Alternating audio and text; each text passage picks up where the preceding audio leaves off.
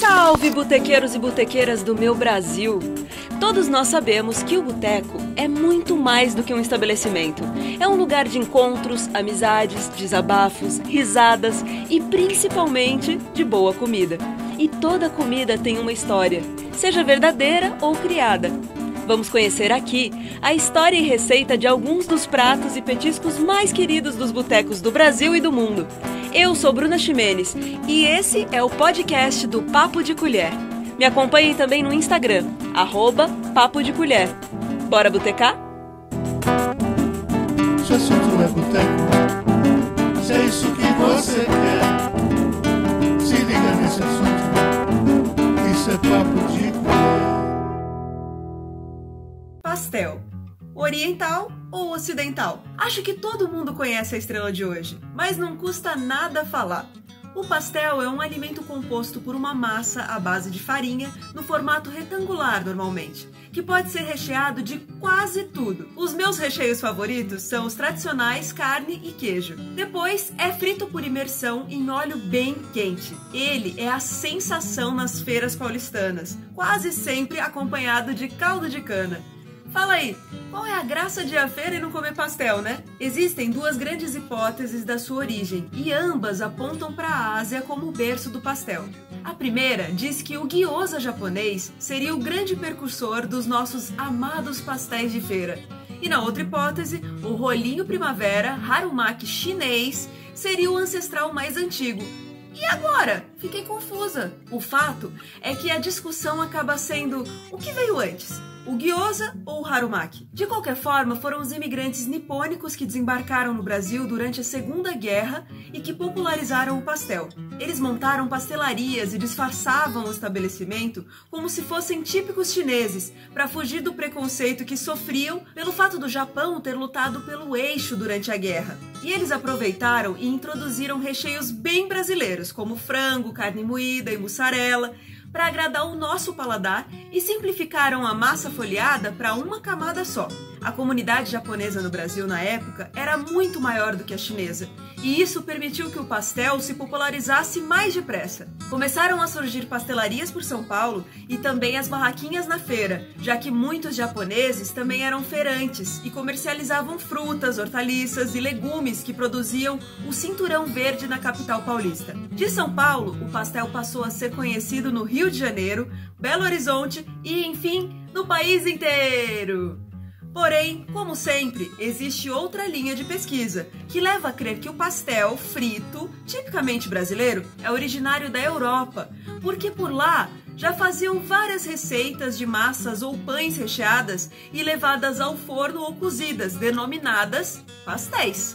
Mais especificamente, crê-se que o prato tem as suas raízes em Portugal, onde há registro de uma receita de camarão envolto de uma massa crocante e frita datada em 1680. Vai saber, né? O importante é que, como o conhecemos hoje, se tornou algo muito genuíno brasileiro. E é mais uma das nossas adaptações muito bem-sucedidas, diga-se de passagem, onde podemos comer pastéis incríveis. Se você jogar no Google, vai ver que é unânime a preferência e a admiração pelo pastel da Maria.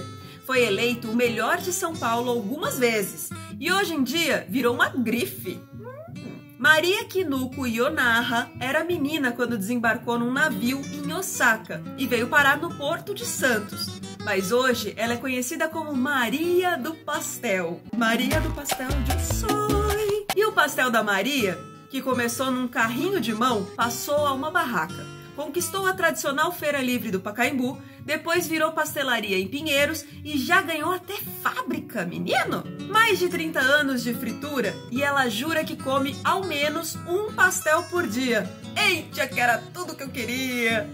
Eu já fui também no pastel lá em Americana, que é super famoso e tá lá no canal do Papo de Colher. Pastelaria do Chico. Mas então vamos à receita desse pastel tão especial e um dos segredos é um pouquinho difícil de conseguir, que é o filtro de óleo importado do Japão. E outro segredo é fritar a 180 graus. Sabendo disso, vamos para os ingredientes da massa. 2 xícaras de chá de farinha de trigo, 1,5 colher de sopa de óleo, um ovo, 2 colheres e meia de sopa de cachaça, olha ela aí! 1/4 de xícara de água, 1 colher de chá de sal, farinha de trigo a gosto para polvilhar a bancada e o modo de preparo. Vamos lá! Despeje a farinha e o sal em um recipiente e misture. Em uma tigela, bata o ovo com um garfo.